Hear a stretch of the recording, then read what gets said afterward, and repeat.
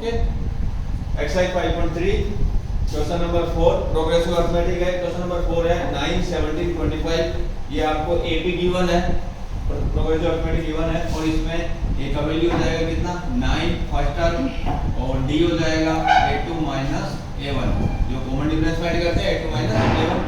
तो डी हो जाएगा बेटा a2 कितना है 17 माइनस a1 कितना है 9, डी का वैल्यू कितना आ गया 8। और जो एसएन है वो भी इसके अंदर गिवन है, क्वेश्चन में कितना गिवन है 636, ठीक है ना। और क्या फाइंड करने के लिए कह रहा है एन फाइंड करने के लिए, नंबर ऑफ टर्म्स फाइंड करना है हमको इसमें। तो वही एसएन गिवन है तो एसएन वाला फॉर्मूला यूज करते हैं यहाँ पर, S N equal n upon 2 bracket 2a plus n minus 1 multiply b। S N की प्लेस पर ऐड करेंगे क्या 636 इक्वल n फाइंड करना तो n ही राइट करेंगे बिकॉज़ n का वैल्यू नहीं है हमारे पास। ब्रैकेट 2 मल्टीप्लाई a का वैल्यू कितना बेटा 9 पुट किया है यहाँ पे, प्लस n का वैल्यू n ही रहेगा माइनस 1, d का वैल्यू क्या रहेगा बेटा 8 जो हमने फाइंड किया। ओके चलो नेक्स्ट देखो 636 इक्वल n अपॉन 2 ब्रैकेट, जो ब्रैकेट है पहले सोल्व करते हैं 9 2 जा 18 प्लस 8 को अंदर मल्टीप्लाई कर लेते हैं दोनों से, क्या बन जाएगा 8 को n से मल्टीप्लाई किया तो 8n और 8 को 1 से मल्टीप्लाई किया माइनस 8। ओके 636 एडिट राइट किया, n अपॉन 2 भी एडिट राइट किया, ब्रैकेट ये प्लस का 18 है ये माइनस का 8 है तो 18 में से 8 सब्ट्रैक्ट हो जाएगा, माइनस हो जाएगा, क्या रह जाएगा 10 और प्लस का क्या रह गया 8n। ये दोनों ऐड नहीं हो सकते बिकॉज़ इसके साथ n है इसके साथ n नहीं है, ठीक है। दोनों में से कॉमन ले लेते हैं, कितना कॉमन लेंगे 2 से दोनों डिवाइड हो रहा है, इससे ये 2 कट जाएगा हमारे पास, तो ये हो जाएगा 363 इक्वल n अपॉन 2 तो एडिट राइट किया मल्टीप्लाई में 2, ये 2 मैंने इन दोनों में से कॉमन लिया है तो ब्रैकेट में क्या रह जाएगा 5 प्लस 4n। कैसे रहा बिकॉज़ 2 से 10 डिवाइड होता है 5 टाइम, 2 से 8 डिवाइड होता है 4 टाइम, तो यहाँ से क्या होगा 2 से 2 कट गया, n है ये मल्टीप्लाई हो जाएगा दोनों डिजिट से, n 5 से मल्टीप्लाई होगा और n 4n से मल्टीप्लाई होगा, ठीक है। और इक्वल में क्या चल रहा है हमारा 636 इक्वल n को 5 से मल्टीप्लाई किया तो 5n प्लस n को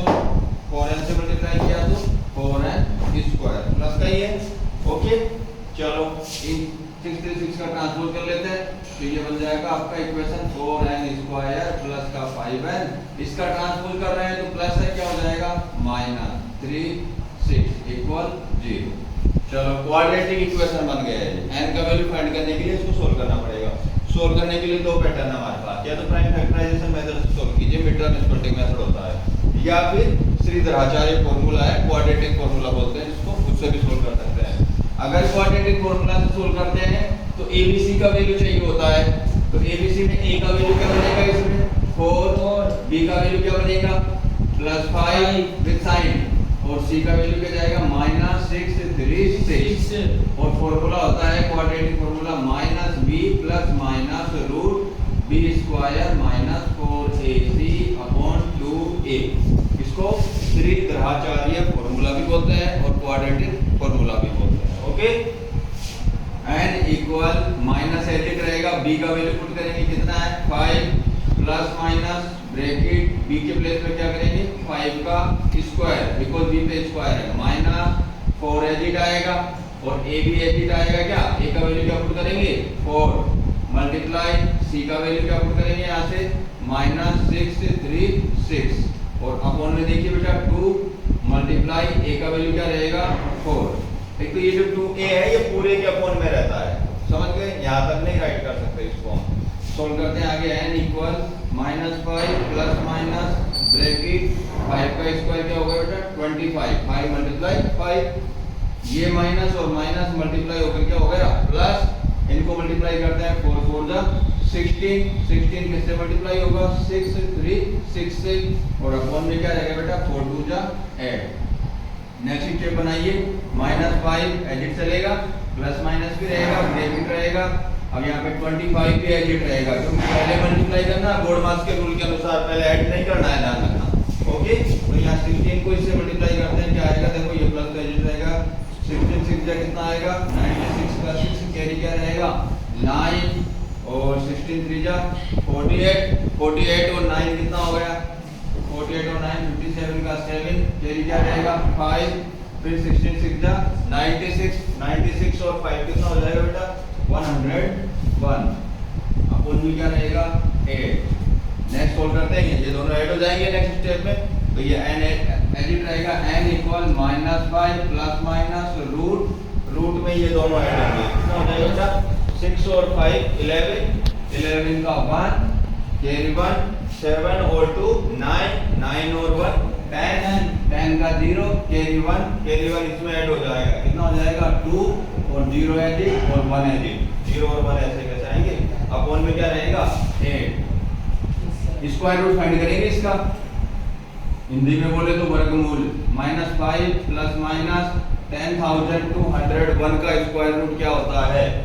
101, 101 अपॉन 8। स्क्वायर रूट का साइन हट गया ना, बिकॉज हमने 10,000 to 101 का स्क्वायर रूट फाइंड कर लिया है। अब बेटा इसको एक बार प्लस में राइट करना है, एक बार माइनस में राइट करना है। n इक्वल -5 तो ऐसे कैसे रहेगा, यहाँ प्लस लगा देते हैं, माइनस नहीं लगा रहे, और 101 अपॉन 8, तो 101 में से 5 क्या होगा माइनस होगा, क्योंकि ये प्लस का ये माइनस का, कितना आ जाएगा 96 अपॉन में क्या है